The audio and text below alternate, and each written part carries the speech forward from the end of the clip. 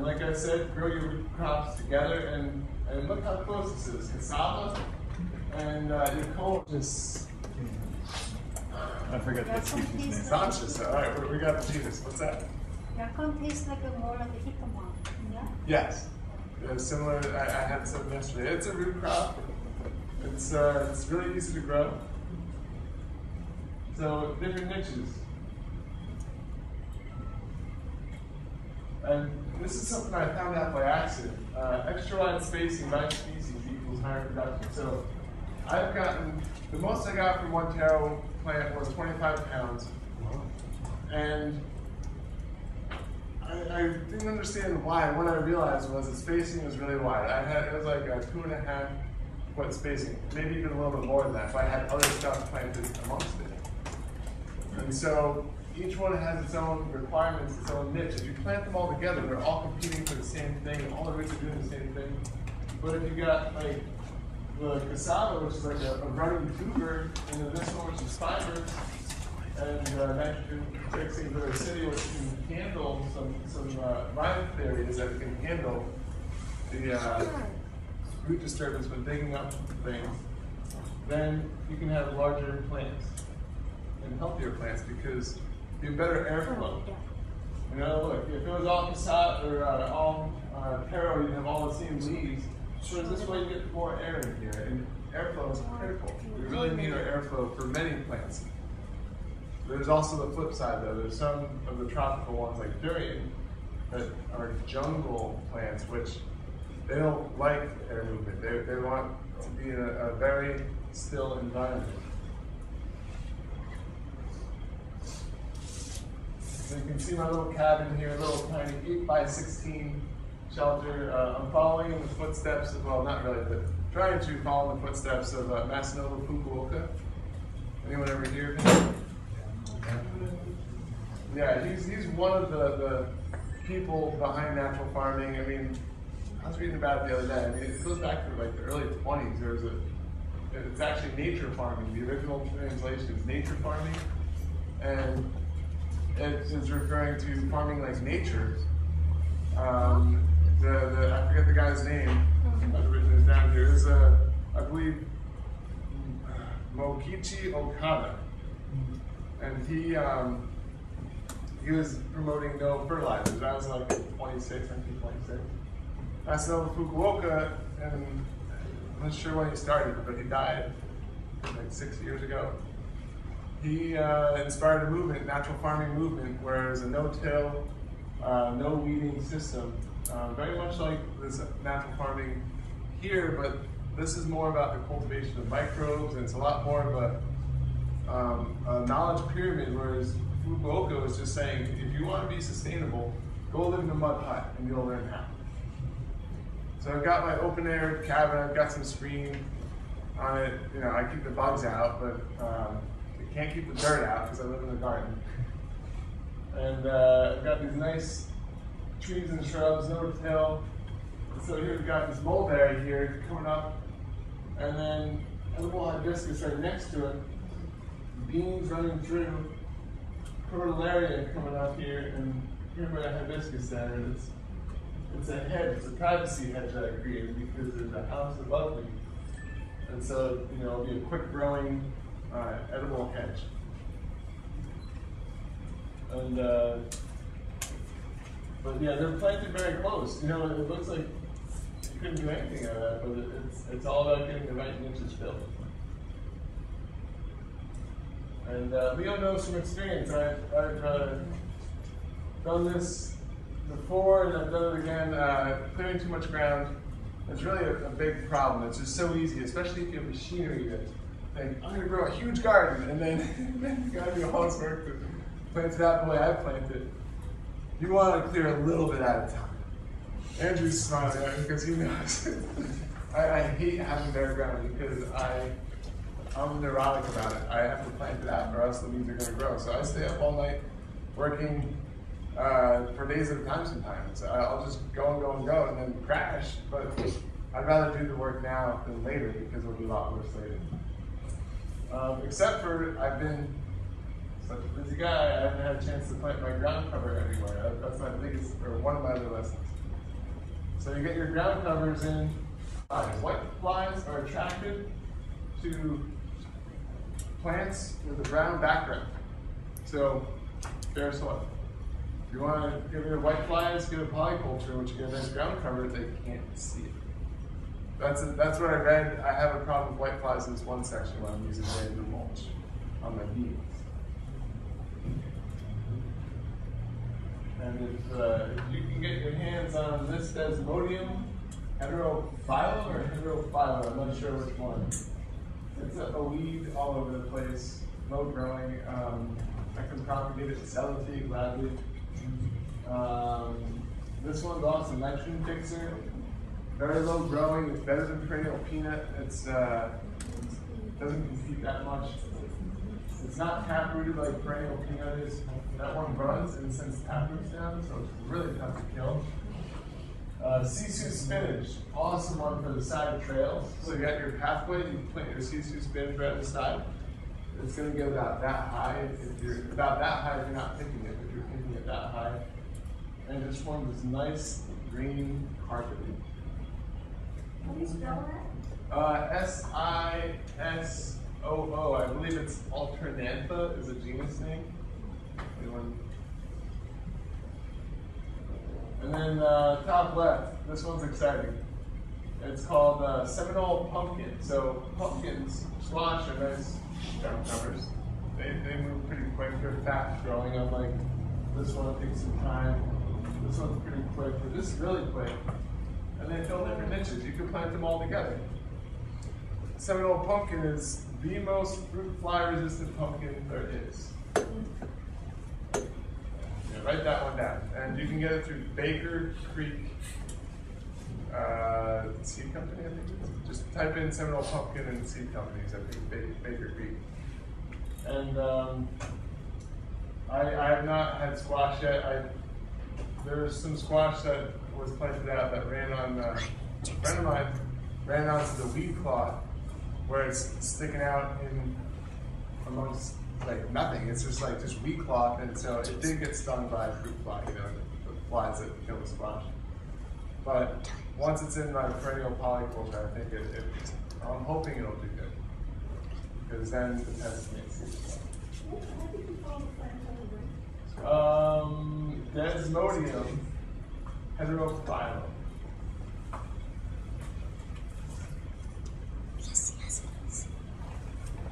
So we've got our, well, let's see, where's the tree? There's got to be a tree somewhere. We got to start with the trees, right? Let's go back here. There's a tree somewhere, I'm sure. If we can't see it, it's nearby. So there's got to be a tree nearby. Let's just say there is. So this is like a tree plant of some sort. We got a papaya, which is a quick-growing shrub / tree. Banana is a fast-growing herb. Believe it or not, it's an herb. Salad mallow. This one has disappeared on me. I just didn't get the seed, but it's a really cool, nice thing for salad weed. You can throw the seed on the ground on mulch road. You know the best. You got cranberry hibiscus. If you don't have this, look for that. That's a great one. Awesome shrub. So you can see this. It's beautiful. And it's food. You don't know what that one is there? Yes. Yeah, beetle pollen.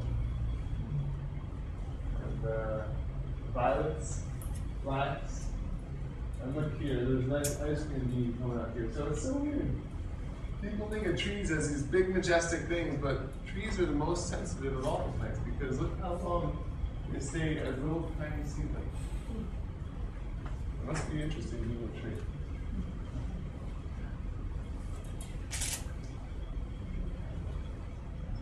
Hibiscus, oh, grows from cuttings, little tiny papaya, didn't get enough organic matter, gunpowder tree, pioneer species, Okinawa spinach. I wish I had more pictures of that. That's another great one.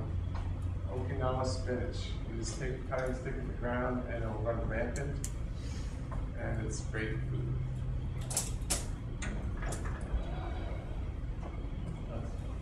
privacy here. We got a rack of bananas coming on back there now. There's my quick growing trees down there. So quick note on the roots. If you do want to have your trees and your roots together, I'm doing my taro no less than 2 feet away from trees. And then I dig along, so here's a tree, and I dig along this side, and then just pry it this way, and then pull it out. So I'm not actually digging on that side, and who knows what the effects are going to be. And I mean, that's over yielding, I think.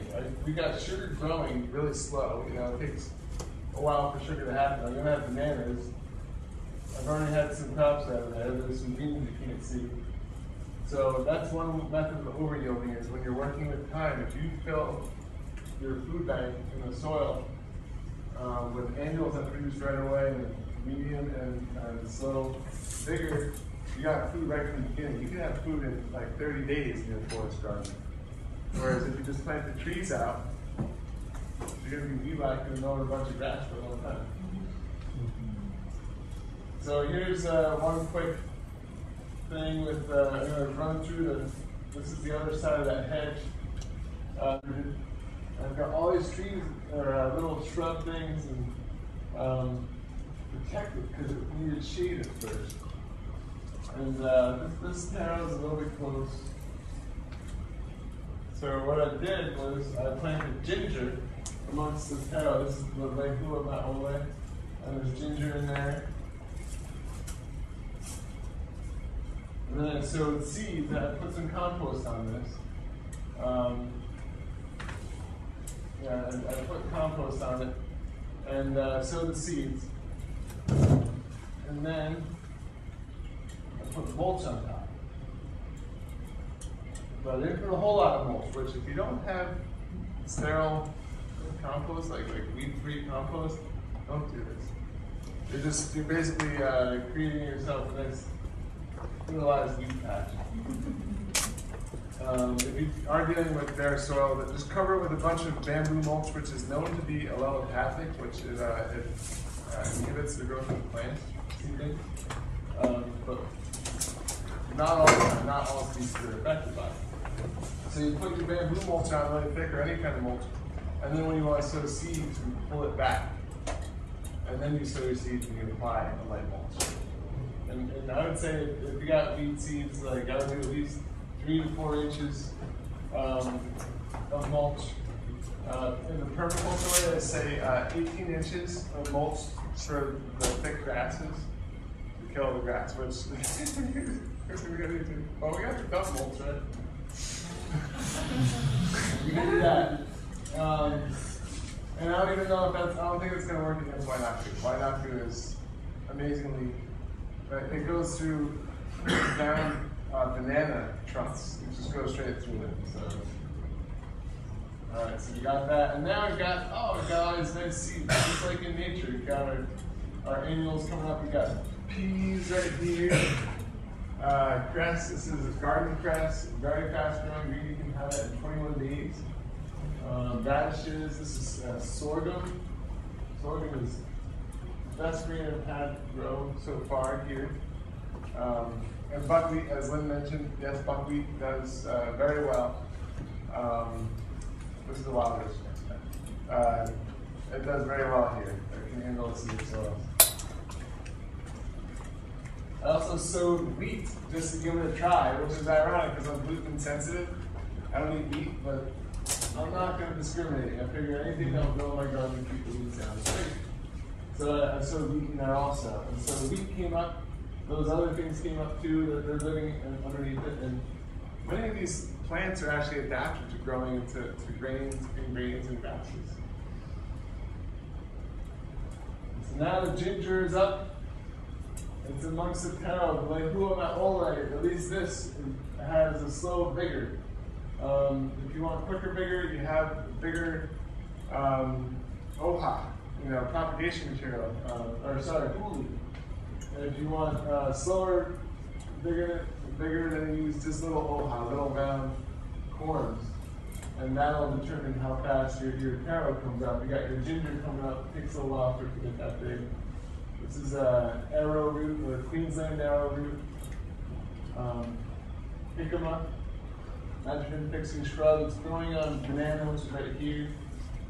And then cassava, and you can see, oh yes, pictured here right there.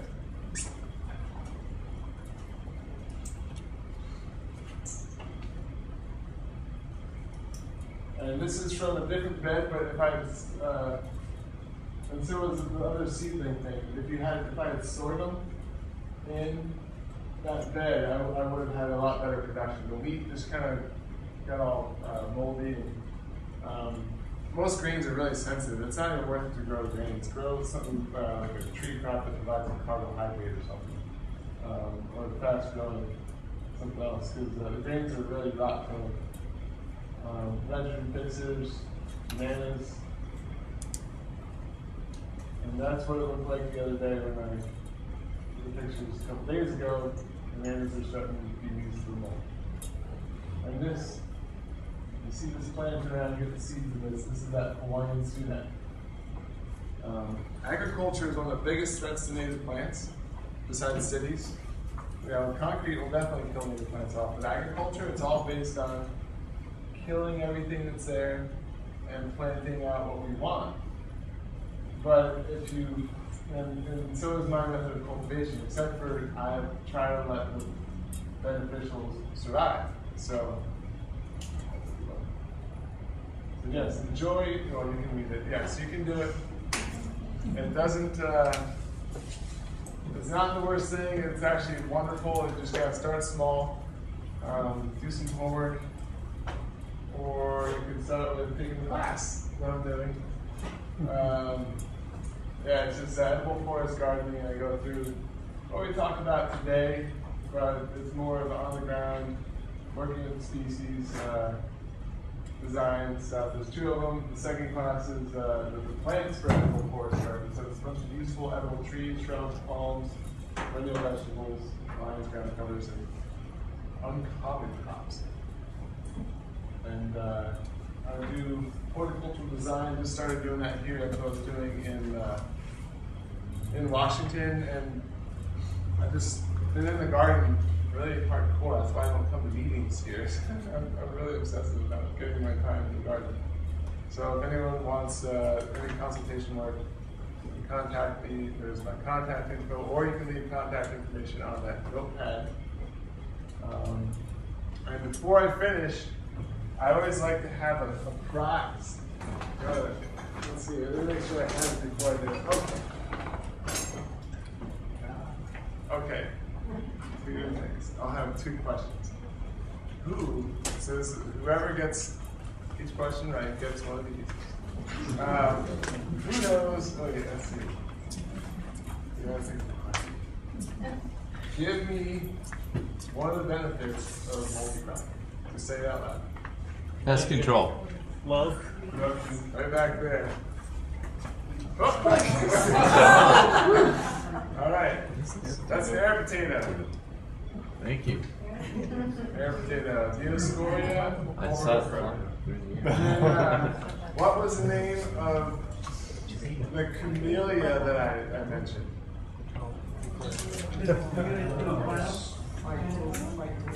Camellia. Wait, who's that? Camellia. Yeah, those things, just put them in a pot, or really, like, you can just put them right in the ground and they'll grow. Give them a little compost and put them in that, and they're gonna grow. Cool, well, thanks a lot for coming. Any questions? And then I really want to have a conversation about what people have had with success. Yeah. The class on Saturday is November what? Thanks. Good thing I didn't pick it up. It's November 10th. Right now. You know, it's funny how I can look at something so many times and not even see it. You have it posted.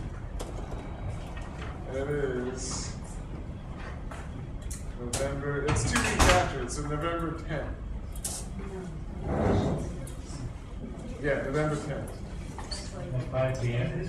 Yeah, it's 10 to 5. Yeah, that's the 10 a.m. to 5 p.m. I try to make it a little bit later because this island's so big, it's tough for people to get somewhere at 9 o'clock on Saturday.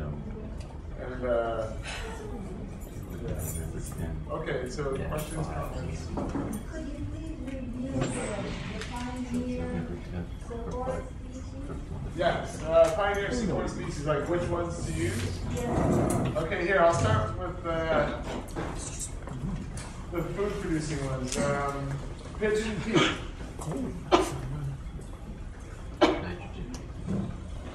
One, ice cream bean. The genus is Inga, I-N-G-A.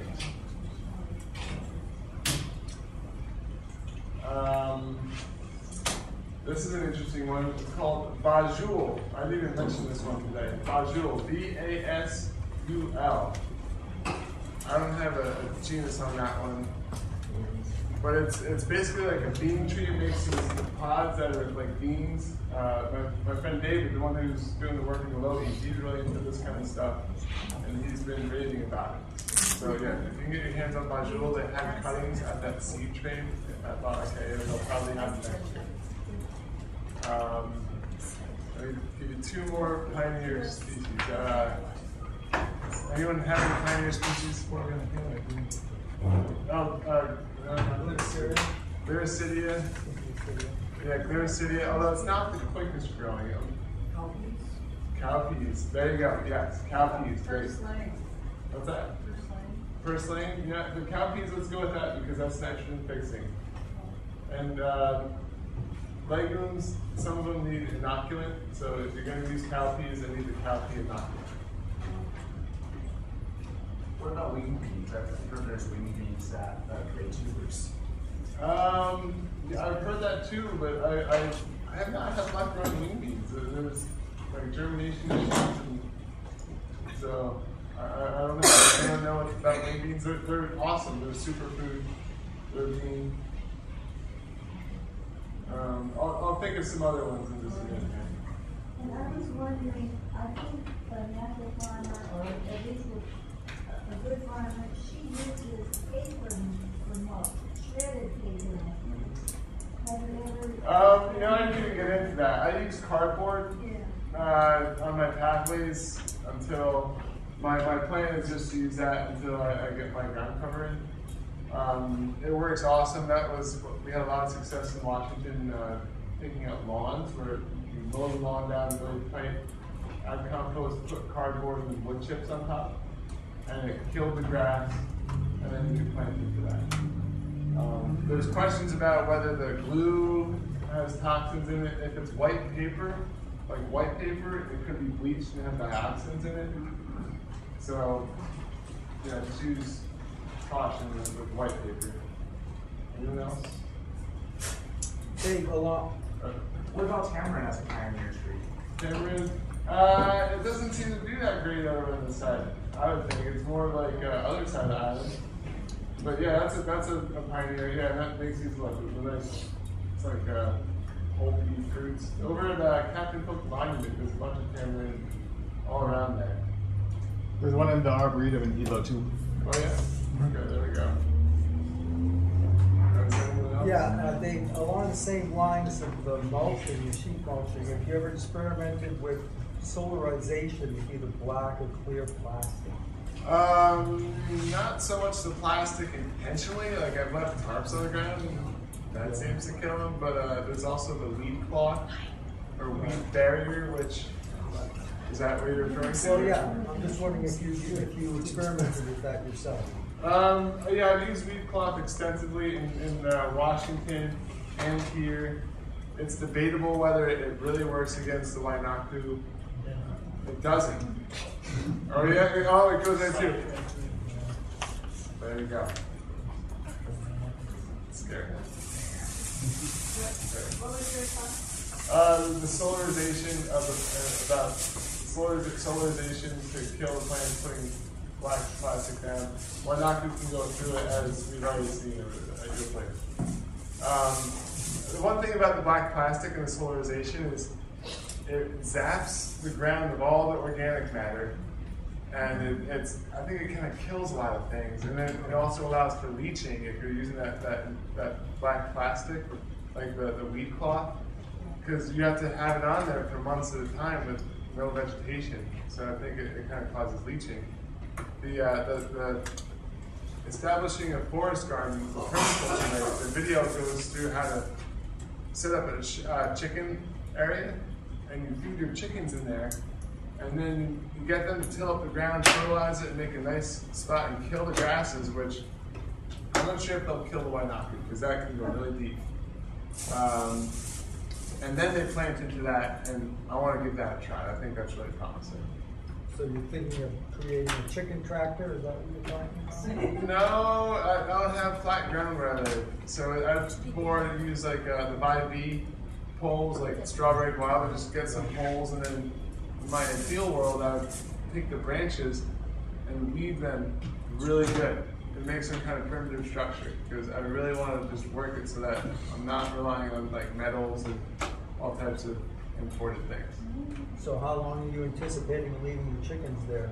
I don't know. I have to get the chickens first. And I do need to back up right to the very, very beginning of how I don't use anything from the outside. I have used lime because after a while I got depressed.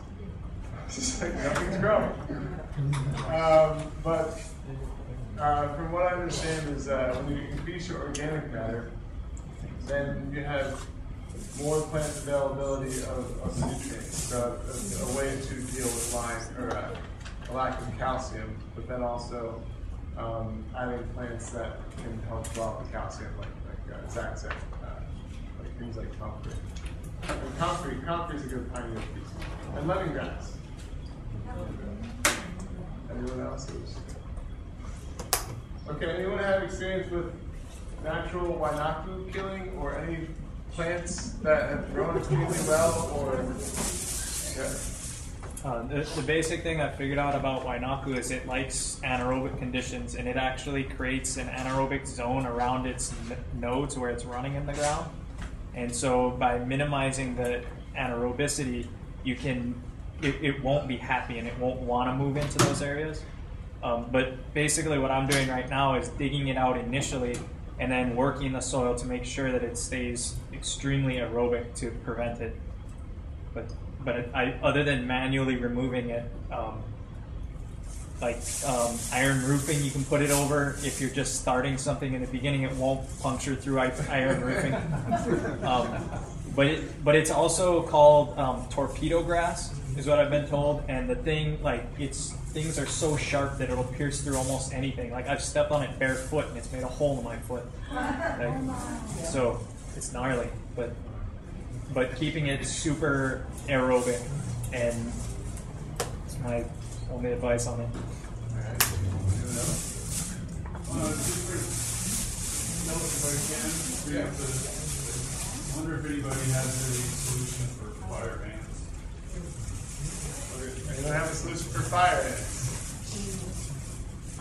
Is there like a natural farming application? Well, number one, for those of you who don't have it, don't bring them in. It's I have something that works really well for ants, but you have to stick with it. You get boric acid and sugar and make a solution. Get little plastic tubs and put holes all over them and put the cover on and put it in your garden, and they suck it all up and they kill the colony, and that works for fire ants. It was put out by some university. It was sent to me by the garden guy, Nick. So if you want, I can send it to you. The recipe. So is it a liquid? You said suck it up. Is it a liquid? You put water? Well, you make cotton balls. You put cotton balls with the boric acid and sugar, and they suck that up. So you have to rotate it because they will mold after a week or so. When we always just do it dry and container. Does that work? I don't know, I've never tried it. But if you want to put it in your garden in the rain, you just put it in a plastic container with the lid and the holes on the side, and the ants crawl in. And boric acid is not toxic for humans, right? I'm pretty sure it's not. No. The problem is that they don't take it back to the food, and so it just kills the ants around and then slowly but there's a website, realfire.com, and Cass, who's working on the whole problem on the island, he's got a lot of good information on that. You can do that, littlefireant.com. Okay. I'm really interested in like what you're talking about, like the plant growth and stuff. When I was thinking about when I think about canning plants, I was thinking, oh, it's really cool, but you're like talking about like 5, 6, 7 plants maybe. So like would motto native cotton be good? That's like yeah, it's a great plant. A center thing for like your vines and all of that underneath. It kind of spreads out and just keep wrapping it back in. Yeah. Yeah, so yeah, native cotton. And it's funny you say that. And you see, that's the thing is if you observe a plant, you'll see the form, you'll say, oh, okay, there's not a ton of leaves on this, it's got these bare stems, and it's, you know, like a shrub that, you know, gets like this wide open mode, and got tall, and so like beans next to it or something like that would be a great one. I've planted the seeds, and I haven't even gone back and looked in that zone. I'm not sure what, I just put the seeds in the ground, so I'm not sure what about that. Good call. What kind of bean is this? That is the perennial lima bean. I don't know the botanical name. Anyone know the botanical name of the perennial lima? It works though. It's and I don't think you need to inoculate that one. It seems to do really good without inoculation. I guess that's it. Well, if anyone has any other questions, comments, or thanks for coming.